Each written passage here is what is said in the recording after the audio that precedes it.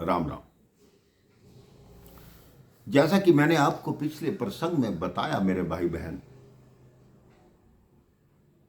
कि अयोध्या में सभा बुलाई जाती है जिसमें भरत जी से निवेदन किया जाता है कि आपके पिता ने जिन वचनों का पालन करने के लिए अपने प्राणों का बलिदान दिया, आप उन वचनों का पालन करते हुए गद्दी पर बैठ जाइए।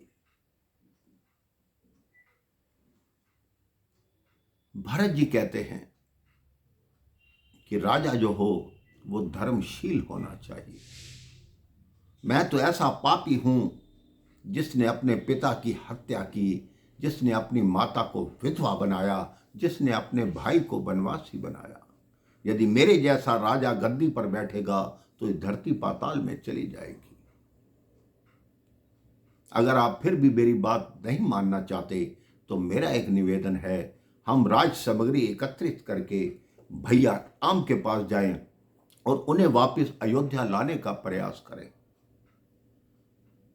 पहले राम दर्शन फिर गद्दी। भरत जी की ये बात सबको अच्छी लगती है। भरत जी कहते हैं जो भैया राम आज्ञा करेंगे मैं उसको स्वीकार करूंगा। अब अगले दिन प्रातः राम दर्शन के लिए तैयारी होने लगी। 3 पालकियां तीनों महारानियों के लिए सजाई गई। पहले भरत मना करते हैं कि माता कैकेयी मेरे साथ नहीं जाएगी, लेकिन कौशल्या मां कहती हैं अगर वो नहीं जाएगी तो हम भी नहीं जाएंगे। तुम्हें नहीं ज्ञात कि उसको अपने किए पर कितना पछतावा है, इसलिए उसको भी साथ ले चलो। अब अगले दिन प्रातः सारी प्रजा साथ जाने को तैयार होती है। 8 जो विश्वसनीय मंत्री थे उनके भरोसे अयोध्या छोड़कर सब यात्रा की तैयारी करते। अब जैसे ही यात्रा निकली मेरे भाई बहन, सारी प्रजा अश्वों पर, रथों पर सवार हो गई। भरत जी कहते हैं कि मैं यहां से पैदल चलूंगा। जैसे ही भरत जी पैदल चलने लगे, सारी प्रजा रथों और अश्वों से उतर गई कि अगर भरत जी पैदल चलेंगे तो हम भी पैदल चलेंगे। भरत जी का राम जी को खोजना एक भक्त का भगवान को खोजने के समान है मेरे भाई बहन। कोई भी भक्त भगवान की खोज में जाएगा, भगवान को प्राप्त करने के लिए जाएगा, तो उसको भी उसी तरह के विघ्न आएंगे जैसे भरत जी को आए।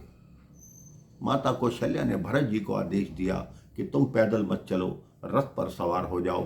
अगर तुम पैदल चलोगे तो सारी प्रजा पैदल चलेगी। पहला विघ्न आपके घर वालों की तरफ से आता है मेरे भाई बहन। घर वाले कहते हैं जो भगवान का मार्ग है वो अत्यंत कठिन है, उस पे कंटक है, इसलिए उसको संभल संभल के चलो। भरत जी माता की आज्ञा मानकर रथ पर सवार हो जाते हैं,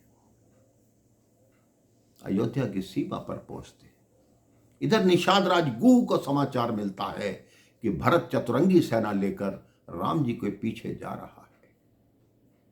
उनके मन में विचार आता है कि ये कैकेयी का पुत्र अपने राज्य को निष्कंटक बनाने के लिए राम जी पर आक्रमण करने जा रहा है। अपने सभी भीलों को आदेश देते हैं कि कवच धारण कर लो, सारी नौकाओं को डुबो दो, एक भी सैनिक गंगा के उस पार नहीं जाना चाहिए। हम राम के प्रिय हैं, राम के भक्त हैं। यदि अवसर पड़ा हम राम के लिए अपने प्राणों की बाजी लगा देंगे।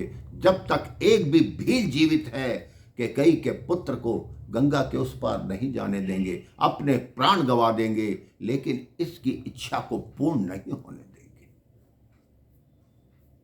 सब भील कवच पहनकर तैयार होते हैं।